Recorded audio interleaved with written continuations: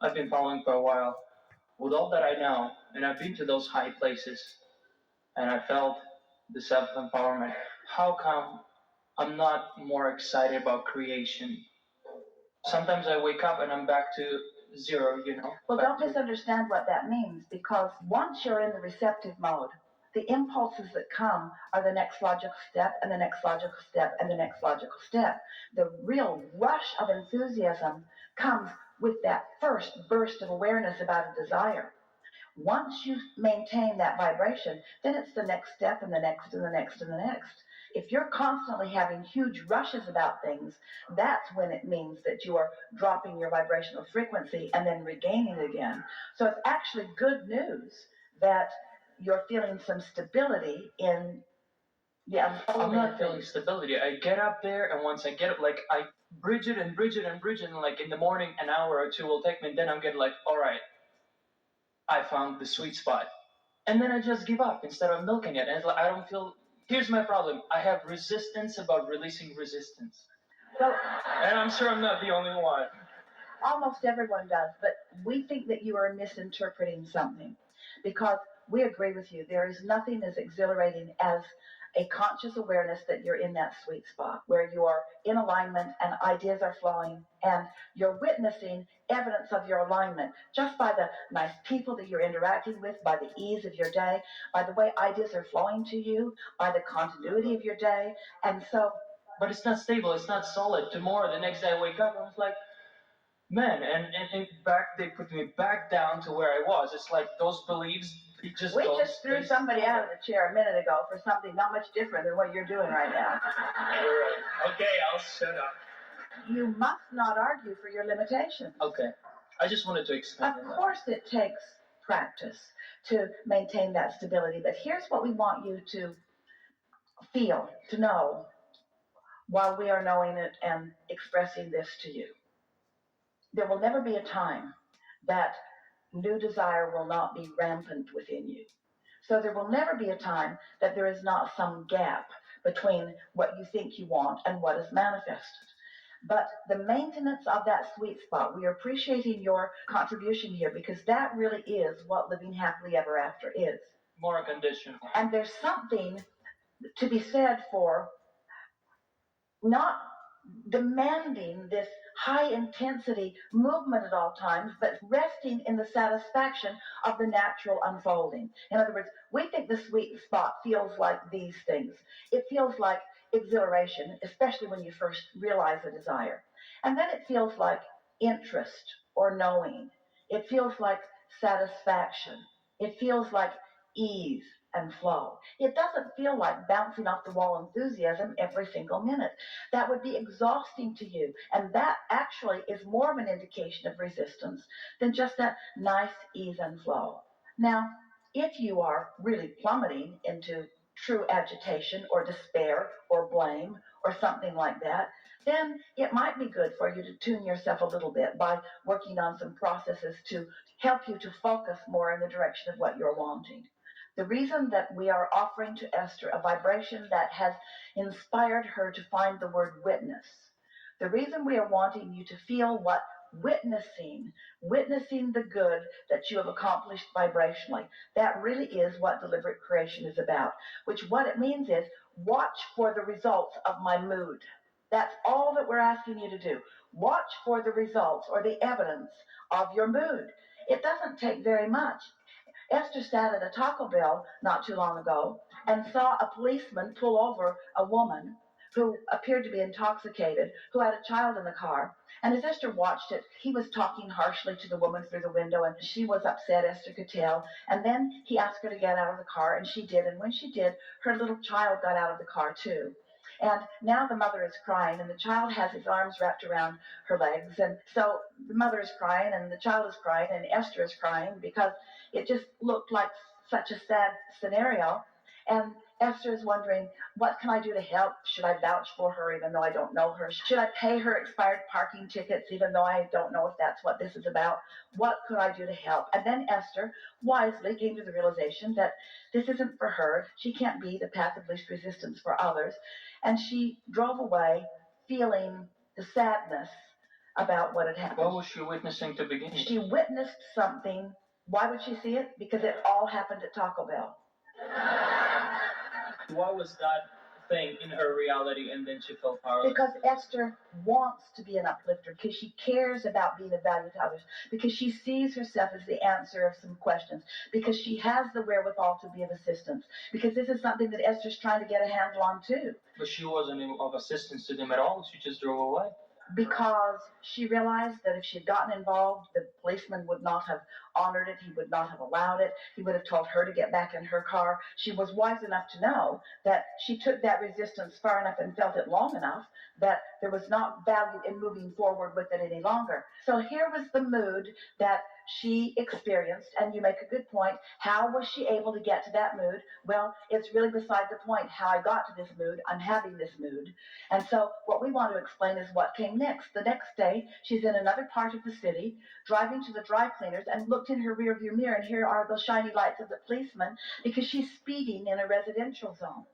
And so he pulls her over. He gave her a warning ticket, not a speeding ticket, and asked her, do you know how fast you were going? And Esther said no. And he said, you were going 39. Do you know what the speed limit is? And Esther said no. And he said, it's 35. And Esther said, I did not know that. And so she left. And that actually is the slowest she's ever driven through there.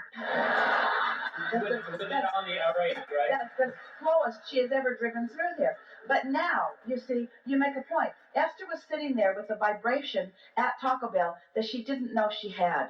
And because she didn't know she had it, she attracted the next logical step, which was witnessing something that was unpleasant. Now she's witnessed something that's unpleasant. She pondered it for a while. And now, when she gets pulled over by a police officer of her own attraction, now she's making the correlation between the mood and what happened. In other words, thoughts turn to things.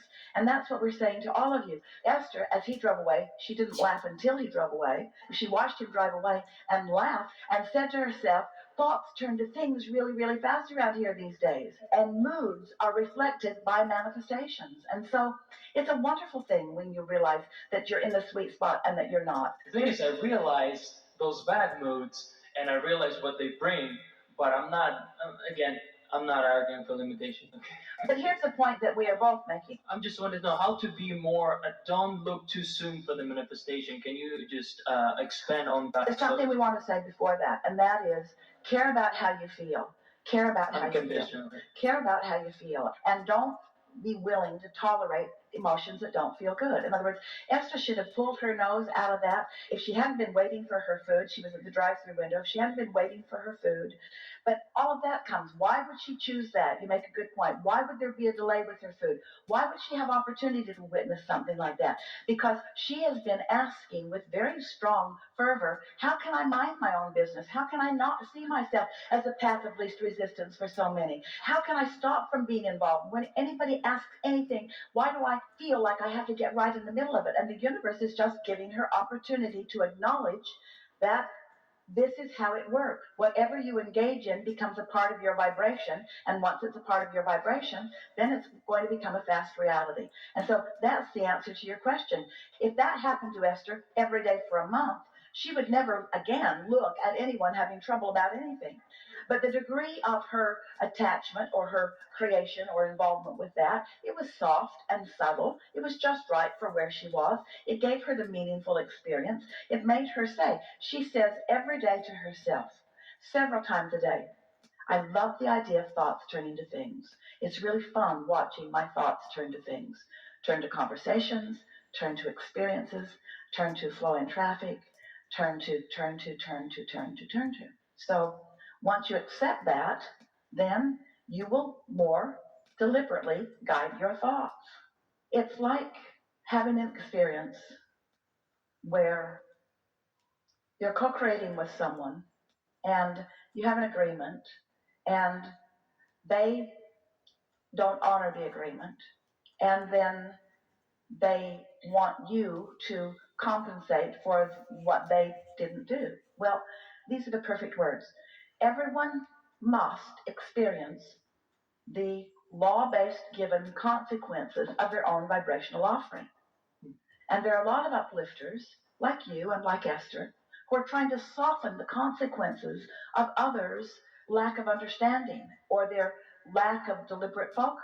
And so the more resourceful you are because you're tuned in to this energy more, then the more likely you are to want to use the resources that are flowing through you in terms of clarity or energy or action or all kinds of manner of things, even dollars. The more you are often inspired from whatever vibration you are feeling to assist someone. And so often it's saying to them, I do this for you because I see you cannot do it for yourself. And there's an offness about that, you see. And so you reach the place where you finally say and mean, I'm going to tend to my own vibration. Everything that I live, my happiness, my joyful accomplishment is all contingent upon me finding that sweet spot and knowing it's sweet, or finding that sour spot and knowing it's sour, or finding that sweet spot and knowing it's brief. The thing is, that's the thing. I know that's the work that needs to be done, because unless I accomplish that work, nothing will go the way I So want here's to the answer to your question. Yeah. You accomplish the work by acknowledging and liking the sweet spot and by never speaking of the sour spot again. That's how you accomplish it. Because every time you give words to what's not working, you practice that vibration that will turn to other things. It's such an interesting spiral. When you talk about what you don't want, you set yourself up for more of that. It's just the way law of attraction works. It would be like saying, and we know that this feels like a silly analogy, but it would be like going to the cafeteria where there's a buffet of all kinds of things and picking the thing you've never liked to eat. And you take it over and you eat it and you complain about it the whole time. I've never liked this. I have never liked this. I've never liked this. And every time I eat it, I remember how much I don't like it. And someone sitting with you might say, don't put it on your plate. And you might say, well, show off. That's easy for you to do. I can't resist putting it on my plate. It keeps getting on my plate. I hate it every time I eat it. Tomorrow I'm going to come right back and eat the same thing again. I hate this stuff. I just hate this stuff. And sometimes we think that you think that what our message of allowing is that you'll eat it and after a while you'll start to like it. And that is not what our message is. Our message is only think the thoughts that feel good to you while you think them. And don't blame somebody else for bringing something to you because, as you pointed out, you bring it all to yourself. Why was Esther at that Taco Bell? You said. Why? How'd she get there if she's so good? And that was the point, because she wanted to do something and she couldn't, not even to plant the seed to suggest something. She just witnessed, got in the road. Because what she wants to understand is, mind your own business, right?